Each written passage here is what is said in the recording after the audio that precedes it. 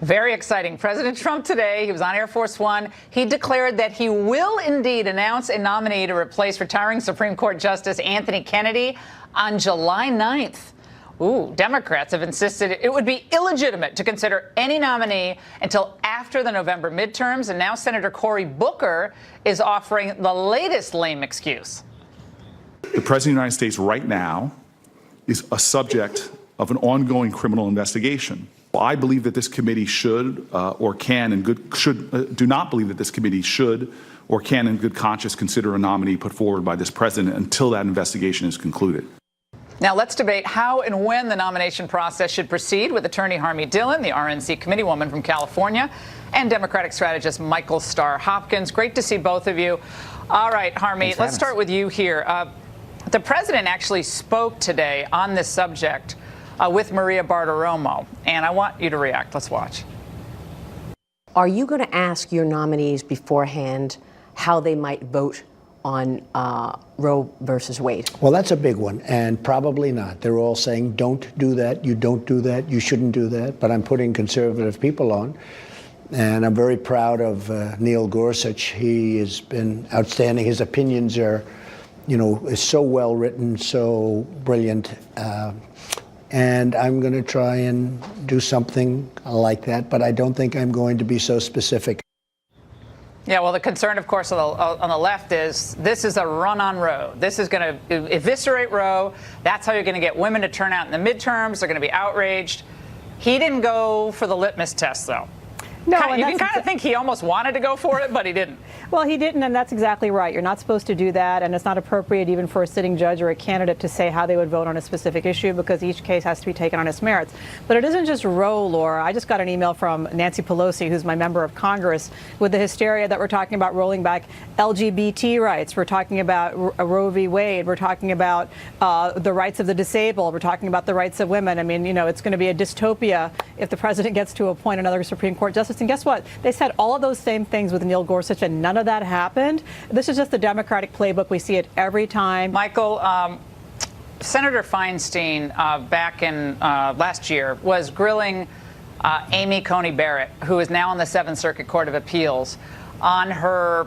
It sounded like it was on her Catholicism. I want to play it in your reaction. Let's watch.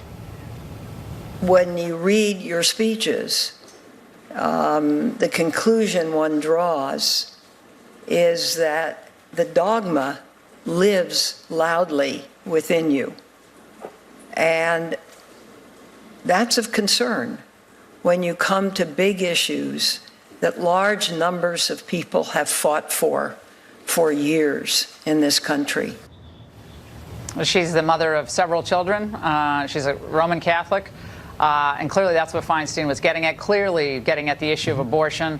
Obviously, she's confirmed, and right now it looks like she's the number one or number two possible pick for President Trump. How's this going to go down, Mike? Listen, I know a lot of Catholics that struggle with the idea of being pro-choice.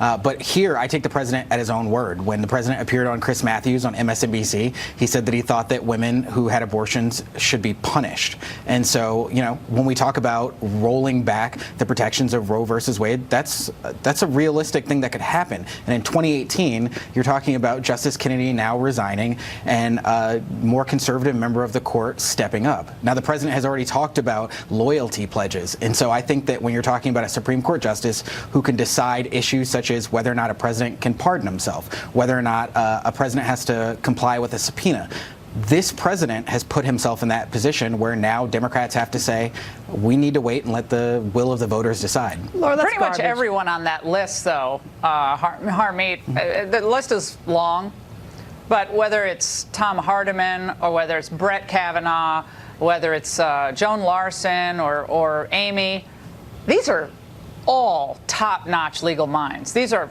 stellar academics and jurists. There's just no doubt about it. It's like someone opposing Kagan. Opposing Kagan was ridiculous. She's incredibly smart. I mean, I don't agree with a lot of her opinions. I have a great suggestion. But the idea of opposing Lena Kagan, I thought was ridiculous for Republicans. Right, Laura. Obama had an opportunity to put someone on who shared his judicial philosophy, and he did. No, she's highly qualified, and we don't play the same games on our team that the other side does. But the laws Merrick need to be Garland. made in Congress and signed by the president, and then implemented by the, ruled on by the courts, not made by the judges. And that's really the problem here. When you see Cory Booker going full Venezuela with this hysteria that maybe we should just suspend the normal rules and allow this frivolous complaint against the president, who's, by the way, not under criminal investigation. That's completely false. We can't allow them to disrupt this process like that. How's that false? The president is not under criminal investigation. That's a lie.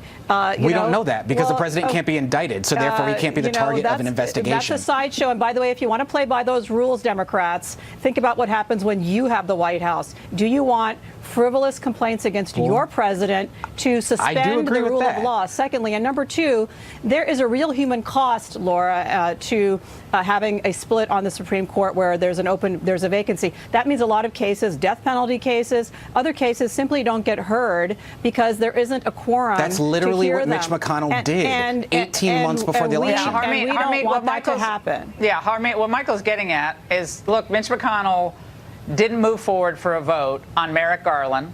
Conservatives cheered it, allowed for this opening allowed obviously for Gorsuch to go on the court, and now we have another opening. So the Democrats are like, well, he didn't play by the same old rule book, and so we're going to make up rules. I don't know. Called the I don't know what they rule. can The Biden rule. You act like the Biden rule is something that's like written into law. It's something that Biden suggested when he was a senator. He said that the will of the voters should be heard, and the same thing that could be said during a presidential election can now be said during a congressional midterm election. The will of the voters should be decided. No, because it's always a congressional election. It's a congressional elections year round. That same ruling does not apply. We had a lame duck president in the last situation, and we don't have a lame duck president right now. We have a sitting president. You're a president who lost the popular vote, so therefore he wasn't even elected by the majority. And that's not how our Constitution is written. So go back and read the Constitution, and then come back. The reality is, well, I got the same law degree that you got. Michael, I've got to say the Electoral College issue. That argument has been raised since, I think it was 1996 or 1998, 2000. I mean, people have been raising that issue of Electoral College. This has been going on. Hillary talked about it. Get back the votes in and amend the Constitution if you don't like it. We're a representative republic. Okay, we're not a pure democracy. Our framers understood that we didn't want to be ruled by two states. Yeah, but I don't think most people want to be ruled by California and New York. Thank you very much. God knows I don't. But it was a great conversation. You're both much smarter than I am in the law, so I'm glad to have you on. And we give you an inside look at the deplorable condition